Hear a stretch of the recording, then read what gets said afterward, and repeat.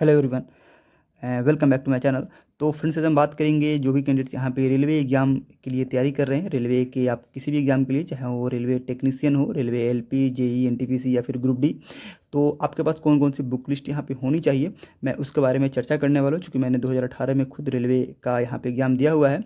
और मैं उसी के आधार पे आपको ये बताने वाला हूँ कि कौन कौन सी बुक लिस्ट आपके पास होनी चाहिए, और जिससे आप ये बुक्स को पढ़ के रेलवे के एग्ज़ाम को आप क्रैक कर सकते हैं। ठीक है, और आपके पास क्या रणनीति ये होनी चाहिए और कैसे इस बुक्स को आपको पढ़ना है, कैसे सिलेबस कंप्लीट करना है। तो आइए बिना समय गंवाए वीडियो को शुरू करते हैं। तो सबसे पहले आप एक बार सिलेबस पर ज़रा ध्यान दीजिएगा कि देखिए, जो भी कैंडिडेट्स यहाँ पे रेलवे एलपी का फॉर्म भरे हैं, उसमें आपको पता होगा कि CBT 1 में आपके जो मैथ का जो आपका पोर्शन होने वाला है, मैथ का वेटेज आपका यहाँ पे 20 नंबर होने वाला है CBT 1 में। CBT 2 में जो वेटेज होगा वो आपका यहाँ पे 25 नंबर का ये आपका मैथ होने वाला है। तो इस तरह से अगर देखा जाए तो 20 और 25 यानी कि 45 नंबर का आपका रेलवे एएलपी में ये मैथ आपका होने वाला है। ठीक है, आपका यहाँ पे 20 और 25 आपका रीजनिंग भी दिया हुआ है। उसी तरह से आपको यहाँ पे जो साइंस में 25 नंबर का CBT 1 में पूछेगा, और बेसिक साइंस इंजीनियरिंग मिला के आपको यहाँ पे टोटल 20 और 15 आपका ये कितना हो जाएगा 40। ये आपका यहाँ पे बेसिक साइंस एंड इंजीनियरिंग पूछेगा, जिसमें 25 नंबर का ये आपका साइंस रहेगा और 15 नंबर का आपका ड्राइंग रहेगा। ठीक है, तो इस तरह से देखा जाए तो आपका साइंस और बेसिक साइंस मिला के, बेसिक साइंस एंड इंजीनियरिंग मिला के इसका ज़्यादा वेटेज है। ठीक है, बाकी आपका यहाँ पे जो CBT 2 में 2 पार्ट होता है, पार्ट ए और पार्ट बी, तो पार्ट बी में आपका ट्रेड होगा, तो ये इसके लिए मैं अलग से बात करूँगा। ठीक है, तो इसमें साइंस का वेटेज आपका एक तरह से ज़्यादा हो रहा है, साथ में आपको मैथ और रीजनिंग को भी आपको इग्नोर करके नहीं चलना है। ठीक है, और उसके साथ आपको जो जीके और करंट का पोर्शन रहेगा वो आपका यहाँ पे 10 नंबर का ये आपका रहने वाला है। ठीक है, आप यहाँ पे टेक्नीशियन का भी आप यहाँ पे देख सकते हैं कि उसमें आपका मैथ का वेटेज आपका यहाँ पे कितना रहेगा। साथ में आरआरबी जेई में भी आप देख लीजिए कि 30 नंबर का मैथ रहेगा आपका CBT 1 में, और CBT 2 में आपका मैथ आपका नहीं रहेगा। तो इस तरह से आपका मैथ का रहेगा। फिर अगर मैं बात करूँ आपका NTPC में, तो NTPC में 30 नंबर का मैथ आपका यहाँ पे रहने वाला है। ठीक है, तो ये आपका मैथ का है। तो इसके लिए जो बुक्स आपको पढ़ना है, देखिए सबसे पहले तो आपको पता होगा कि जो भी कैंडिडेट तैयारी कर रहे हैं उनके पास एक बेसिक बुक्स जो होता है, जैसे RS अग्रवाल हो गया, तो ये बुक्स यहाँ पे काफ़ी सारे कैंडिडेट्स पढ़ते हैं, तो आपके पास होगा भी। तो अगर आप ये बुक्स हैं तो फिर आपको और कोई बुक्स खरीदने की ज़रूरत नहीं है। सबसे पहले आप जो है उस बुक्स को पूरा कंप्लीट कीजिए। क्या करना है आपको, उस बुक्स को पूरा कंप्लीट कीजिए। मिनिमम आपको 2 बार उस बुक्स को जरूर बनाना है किसी भी हालत में। ठीक है, और अगर आप जो कैंडिडेट नए हैं जिन्होंने बुक्स को नहीं पढ़ा है, तो सबसे पहले आप कहीं से कंसेप्ट आप पढ़िए। कंसेप्ट कहाँ से पढ़ना है, आजकल यूट्यूब पर काफ़ी सारे वीडियो आपको, फ्री लेक्चर्स आपको मिल जाएंगे, जहाँ पे पूरा कंप्लीट प्लेलिस्ट भी आपको वहाँ पे है। अगर आपको नहीं पता है कि कहाँ से पढ़ना है यूट्यूब से, तो आप हमें इंस्टाग्राम पर मैसेज कीजिएगा, मैं उसका लिंक वगैरह भी आपको शेयर कर दूंगा। ठीक है, तो सबसे पहले अगर आपको बेसिक नहीं पता है कैसे मैथ्स बनाना है, तो आप सबसे पहले यूट्यूब से आप उस थ्योरी को आप पढ़ लीजिए, फिर आप इस बुक से आप प्रैक्टिस कर सकते हैं। तो RS अग्रवाल अगर आपके पास है तो फिर आपको कोई बुक खरीदने की जरूरत नहीं, आप उसे कंप्लीट कीजिए। और उसके साथ आपको एक चीज़ और करना है कि आप जो RS अग्रवाल बुक आप खरीदेंगे, उसके साथ आपको क्या करना है कि एक कोई प्रैक्टिस सेट आपको लेना पड़ेगा। प्रैक्टिस सेट आप रेलवे का आप ले सकते हैं। मेरे पास जो भी प्रैक्टिस सेट है, जिससे मैं बनाता भी हूँ, तो मेरे पास आपका यहाँ पे यूथ का है, ये आपका रीजनिंग हो गया। मेरे पास जो है ये यूथ का जो है प्रैक्टिस सेट, मतलब यूथ का जो है आपका यहाँ पे प्रीवियस ईयर। ठीक है, तो ये आपको काफ़ी मोटी बुक्स है, तो आप देख लीजिएगा। अगर आपके पास समय है तो आप इस बुक्स को भी ले सकते हैं। अगर आप ये बुक्स अगर कंप्लीट कर लेते हैं, टोटल अगर आप इसमें जितना दिया हुआ है, जितनी मोटी बुक्स है, तो ये बुक्स अगर आप कंप्लीट बना लेते हैं, तो ये केवल रेलवे एग्जाम्स के लिए नहीं होगा, रेलवे के सभी एग्जाम्स को तो आप क्रैक कर ही सकते हैं। जैसे जेई हो गया, एलपी हो गया, एनटीपीसी हो गया, जितने भी एग्जाम, ये सारे एग्जाम क्रैक आप जो है आसानी से आपका निकल जाएगा। साथ में बिहार के भी जितने, बिहार एसएससी हो गया, सीजीएल हो गया, या फिर और भी जो एग्जामिनेशन होते हैं स्टेट लेवल के, वो भी आप आराम से इसे बना सकते हैं। बस इसे सीजीएल का जो है वो थोड़ा सा लेवल आपका अप्स होगा, लेकिन आपका बेसिक फाउंडेशन आप इससे कंप्लीट कर सकते हैं। ठीक है, इसमें भी आपको जो क्वेश्चंस मिलेंगे, ये केवल रेलवे के जितने भी एग्जाम है उसमें आपको जितने भी प्रीवियस ईयर है वो आपको सारे मिल जाएंगे। ये बुक जो है ये चैप्टर वाइज आपको मिलेंगे। ठीक है, मतलब कि जैसे आपका नंबर सिस्टम्स हो गया, ठीक है ना, और भी जो आपको ट्रेन हो गया, time and speed and distance हो गया, परसेंटेज हो गया, तो चैप्टर वाइज आपको ये पूरा बुक्स आपको ये मिल जाएंगे। ठीक है, तो आप चाहें तो इससे भी या इससे भी आप प्रैक्टिस कर सकते हैं। ये रेलवे का कंप्लीट पैकेज आप बोल सकते हैं। इसमें आपको काफ़ी सारे क्वेश्चंस दिए हुए हैं, लगभग आप देख सकते हैं कि 16,706 प्लस आपको इतना आपको ये प्रश्न आपको इसमें मिलेंगे। इससे आप प्रैक्टिस कर सकते हैं। अदरवाइज कोई और आपके पास बुक्स है तो उससे आप प्रैक्टिस कीजिए, क्योंकि आपको प्रैक्टिस जरूर करना पड़ेगा एक बार थ्योरी पढ़ने के बाद। ठीक है, तो ये बुक्स अगर आप चाहें तो आप इसे आप ले सकते हैं। ठीक है, अब अगर बात करते हैं आपको दूसरा जो आता है आपका रीजनिंग के लिए, तो रीजनिंग का जो आपका सेक्शन है, रीजनिंग में आप यहाँ पे देख सकते हैं कि रीजनिंग में जो आपका रेलवे एलपी में जो रीजनिंग पूछेगा वो 20 नंबर का रीजनिंग रहेगा और 25 नंबर का आपका सीबीटी 2 में रहेगा। 20 नंबर सीबीटी 1 और 25 नंबर सीबीटी 2, यानी कि दोनों मिला के आपका कितना हो गया 45 नंबर। उसके बाद टेक्नीशियन में भी आप देख सकते हैं कि आपको रीजनिंग का पोर्सन यहाँ पे दिया हुआ है। साथ में ग्रेड 1 की मैं बात करूँ तो ग्रेड 1 में 15 नंबर का आपका रीजनिंग रहने वाला है, ठीक है। उसी तरह से आरआरबी जेई में तो 25 नंबर का आरआरबी जेई में आपका रीजनिंग रहेगा, सीबीटी 2 में आपका रीजनिंग नहीं दिया हुआ है, ठीक है।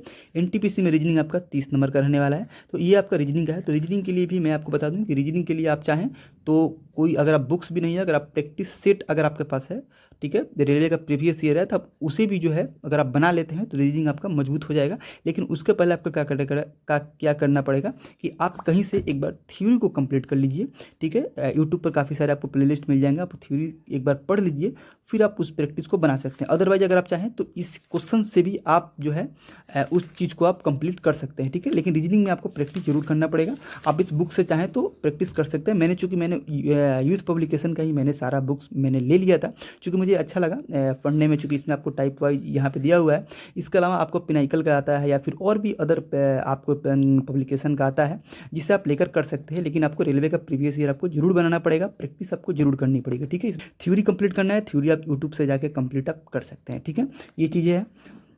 बाकी बात करें आपका यहाँ पे साइंस का, जो कि सबसे रेलवे में एक तरह से इंपॉर्टेंट आपका रोल निभाने वाला है। तो साइंस आपका 25 नंबर का सीबीटी 1 में साइंस रहेगा और बेसिक साइंस इंजीनियरिंग मिला के आपको ये 25 और 15 आपको 40 रहने वाला है, ठीक है। उसी तरह से आपको टेक्नीशियन में भी साइंस आप देख सकते हैं यहाँ पे। और 35 नंबर का आप ग्रेड 1 का एग्जाम दे रहे हैं तो 35 नंबर का आपका ग्रेड 1 में भी रहने वाला है। लेकिन ग्रेड 1 में बेसिक साइंस एंड ये आपको बेसिक साइंस एंड आप ये आपको इंजीनियरिंग मिला के रहने वाला है 35 नंबर का, ठीक है। उसी तरह से आरआरबी जेई में भी आपको साइंस आपको 30 नंबर का है। और आपको यहाँ पे जो एनटीपीसी में, तो एनटीपीसी में कोई अलग से साइंस का सेक्शन आपको नहीं मिलेगा। एनटीपीसी में 40 नंबर का जो जीके रहेगा उसमें भी आपको ये साइंस आपको पूछा जाएगा, ठीक है ना। और बाकी अलग से आपको साइंस नहीं पूछा जाएगा, ठीक है। तो जो साइंस स्पेशली जो रेलवे एलपी की मैं बात करूँ या फिर आरआरबी जेई टेक्नीशियन के लिए, तो साइंस के लिए अगर आप चाहें तो साइंस के लिए आप जो है लूसेंट का जो साइंस आता है उसे भी आप ले सकते हैं, आप उससे भी कंप्लीट कर सकते हैं। या फिर अगर आपको पता होगा कि जो एसके झा का भी एक आपका साइंस आता है, जो कि अभी ये मेरे पास 4th एडिशन है, लेकिन इसका 5th एडिशन भी आपका यहाँ पे मार्केट में आ चुका है।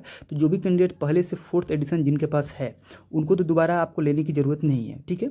वो आपको जो है आप 4th एडिशन से ही कंप्लीट कर सकते हैं। बाकी जो ये सर हैं, जो एसके झा सर हैं, ये क्या किए हैं कि जो भी 5th एडिशन में जो कंटेंट को ऐड किए हैं उसका पीडीएफ जो है उनके यूट्यूब चैनल के कम्युनिटी टैब में आप देखेंगे तो आपको पूरा पीडीएफ को डाल दिए हैं। आप डाउनलोड करके उसे प्रिंट करके और इसमें आप लगा सकते हैं और बाकी पढ़ सकते हैं।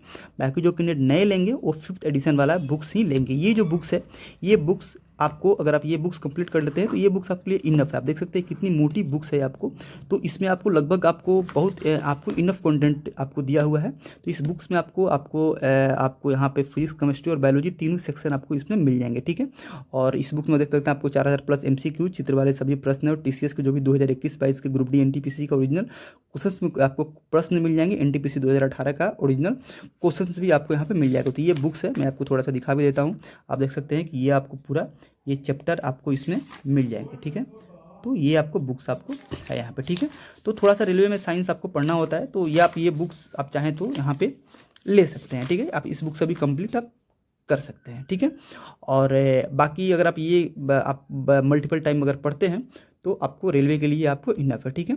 अगर उसके बाद मैं बात करूँ जीके के लिए, तो जीके आप देखिए कि जीके का जो आपको सवाल है, तो जीके देखिए, जीके में आपको रेलवे में मैं अगर बात करूँ स्पेशली रेलवे एलपी के लिए, तो जीके पर आपको थोड़ा मतलब ज़्यादा समय नहीं देना है, क्योंकि इसमें 10 नंबर का आपका जीके पूछेगा, जिसमें जीके में करंट और आपको स्टैटिक्स हो गया या फिर और भी जो हो गया वो मिला के 10 नंबर का पूछेगा। 10 नंबर सीबीटी 2 टोटल मिला के 20 नंबर का जीके पूछेगा आपका, ठीक है। और मैं टेक्नीशियन का भी आप देख सकते हैं। और बाकी जो ग्रेड 1 में भी मैं बात करूँ, क्योंकि टेक्नीशियन में 2 वैकेंसी आया था, मैं जो बार बार बोल रहा हूँ कि टेक्नीशियन का तो ग्रेड 1 और ग्रेड 3, जिसमें ग्रेड 3 में जो पीसीएम वाले कैंडिडेट, साथ में जो आईटीआई ट्रेड है जिनके पास, वो भर सकते हैं। ग्रेड 1 में डिप्लोमा बीटेक वाले एलिजिबल थे, चूँकि ये पहली बार वैकेंसी इंट्रोड्यूस किया हुआ था, तो ये जो है वैकेंसी इस पर नया निकाला हुआ था।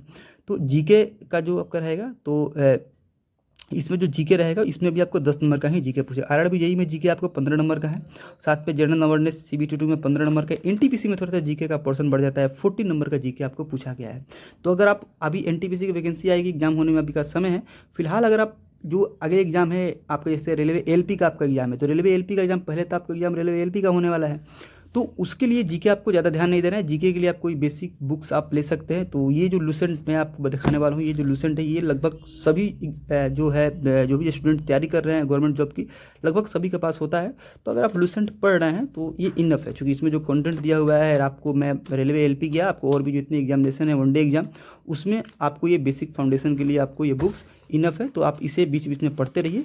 बाकी आप जो है प्रैक्टिस सेट जब आप लगाएंगे, प्रीवियस ईयर लगाएंगे, तो उससे भी काफ़ी सारे जीके आपका हो सकता है। उसके अलावा आपको इसके अलावा काफ़ी सारे जो कैंडिडेट्स होते हैं वो रेलवे का जो है एक स्पीडी का भी आता है, स्पीडी का एक सामान्य अध्ययन आता है, पतला बुक होता है, तो वो भी काफ़ी सारे कैंडिडेट्स का होता है, तो उसे भी आप देख सकते हैं, क्योंकि वो प्रीवियस ईयर होता है। तो उसमें भी आपको स्टैटिक्स वगैरह और भी सारे आपका रहता है। तो लूसेंट है, तो लूसेंट से भी आप कवर कर सकते हैं। तो कोई एक आपके पास जीके का बुक होने से उसे आप पढ़ते रहिए, ठीक है। इससे आप यहाँ पे कवर हो जाएगा। बाकी आप प्रैक्टिस सेट कीजिएगा, तो प्रैक्टिस सेट से भी आपको काफ़ी जो चीज़ है वो चीज़ आपको कवर हो जाएगा। तो उम्मीद है कि पूरा मैंने आपको बुक लिस्ट मैंने आपको दिखा दिया, ठीक है। उसके अलावा मैं अगर बात करूँ कि आरआरबी जेई के लिए, तो देखिए आरआरबी जेई के लिए तो सीबीटी 1 आपका क्या है कि नॉन टेक्निकल है, ठीक है। तो नॉन टेक्निकल आपका जो सीबीटी 1 है, तो मैं थोड़ा सा आरआरबी जेई वाले स्टूडेंट्स को मैं थोड़ा सा आपको मैं बताना चाहूँगा, एक तरह से आगाह भी करना चाहूँगा, क्योंकि 2018 में देखिए 18 में बहुत सारे कैंडिडेट्स का जो है नहीं हो पाया था। उसके पहले मेजर जो रीज़न क्या था कि सीबीटी 1 में जो है आरआरबी जेई का सीबीटी 1 पूरी तरह से नॉन टेक्निकल है। आप देखिए मैथ 30 नंबर का है, रीजनिंग 25 नंबर का, जीके 15 नंबर का, साइंस 30 नंबर का, टोटल 100 नंबर के प्रश्न रहेंगे, 100 मार्क्स का प्रश्न रहेंगे, और 60 मिनट में सॉल्व करना है, 1/3 नेगेटिव मार्किंग है। तो सीबीटी 1 जो जब नॉन टेक्निकल है, और जो आरआरबी जेई का एग्जाम है, इसमें जो टेक्निकल कैंडिडेट्स आते हैं, तो जनरली क्या होता है कि जो भी कैंडिडेट टेक्निकल बैकग्राउंड से है और नॉन टेक पर ध्यान नहीं देते हैं। अब थोड़ा सा जो है बच्चे अब ध्यान देना शुरू कर चुके हैं, क्योंकि अब बहुत सारे एग्जाम में जो सीबीटी 1 क्वालिफाइंग जो किया हुआ है, उसमें अब नॉन टेक का पर्सन बढ़ा रहा है। तो मैं बोलूँगा कि जो कैंडिडेट को ये बात नहीं समझ में आ रहा है, वो आप सीबीटी 1 में नॉन टेक पर भी आप बिल्कुल ध्यान देना है। तो इस बात का बिल्कुल ध्यान रखिएगा आप, ठीक है। और इससे पढ़ने से फ़ायदे क्या होंगे कि अगर आप अगर आप सीबीटी 1 के लिए नॉन टेक तैयार कर रहे हैं, तो रेलवे को जो फर्दर जो और भी जो एग्जामिनेशन है, जैसे रेलवे एलपी का हो गया, या फिर टेक्नीशियन का हो गया, एनटीपीसी हो गया, उसमें भी तो आप एलिजिबल होंगे अगर आपके पास फर्दर डिग्री वगैरह होंगे, ग्रेजुएशन वगैरह की, या फिर 12th की होंगे, 12th लेवल पर ही पोस्ट होती है अंडर ग्रेजुएट की, तो इससे आपको उसमें भी काम करेगा। बाकी जो ट्रेड की मैं बात करूँ सीबीटी 1 में, तो सीबीटी 1 में जनरल नॉलेज 15 नंबर का, फिजिक्स केमिस्ट्री 15 नंबर का, कंप्यूटर 10 नंबर का, इन्वायरमेंट 10 नंबर का। तो ये आपको नॉन टेक हो गया। खाली आपको इन्वायरमेंट और आपको ये कंप्यूटर्स आपको सीबीटी 2 के लिए पढ़ना पड़ेगा, जो आप कहीं से भी कवर कर सकते हैं, कोई ज़्यादा इसका वेटेज नहीं है, 10 नंबर इसका वेटेज है, ठीक है। टेक्निकल का मेन खेल आपको होने वाला है सीबीटी 2 में आरआरबी जेई का।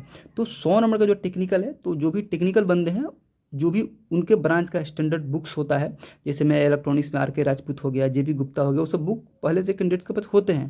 तो वो सब बुक्स अगर आप पढ़ रहे हैं तो फिर ये इनफ है, ठीक है। बाकी जो आप बेसिक चीज़ें हैं उसे आप रिवाइज कीजिए, और एक कोई प्रैक्टिस सेट आप ले लीजिए, ठीक है। जिसे रेलवे का प्रीवियस ईयर आप ले लीजिए, जिसमें जितने भी रेलवे के एग्जामिनेशन हुए हैं, ठीक है।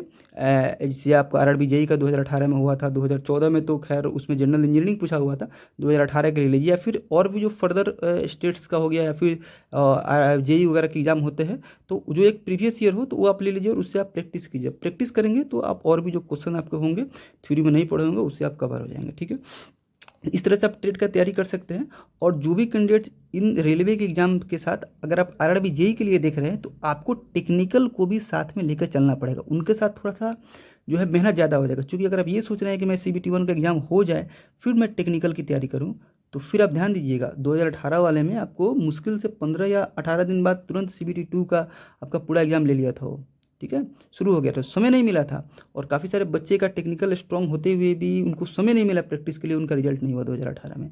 तो अगर आप आरआरबी जेई के लिए फॉर्म भर रहे हैं, तो आपको टेक्निकल भी साथ में लेकर चलना पड़ेगा, और साथ में नॉन टेक को भी देखना पड़ेगा, क्योंकि इसे भी अगर आप नहीं देखेंगे तो पहले आपको भले ही टेक्निकल कितना भी मजबूत हो, जब आप नॉन टेक्निकल आप सीबीटी 1 में ही नहीं पास कर पाए, तो फिर टेक्निकल जो आपकी नॉलेज है उसे परफॉर्म करने का आपको मौका ही नहीं मिलेगा। तो इन चीज़ों को ध्यान रखना है। मैं जो भी बातें बता रहा हूँ बिल्कुल अपने एक्सपीरियंस के आधार पे मैं आपको ये सब चीज़ें बता रहा हूँ, ठीक है।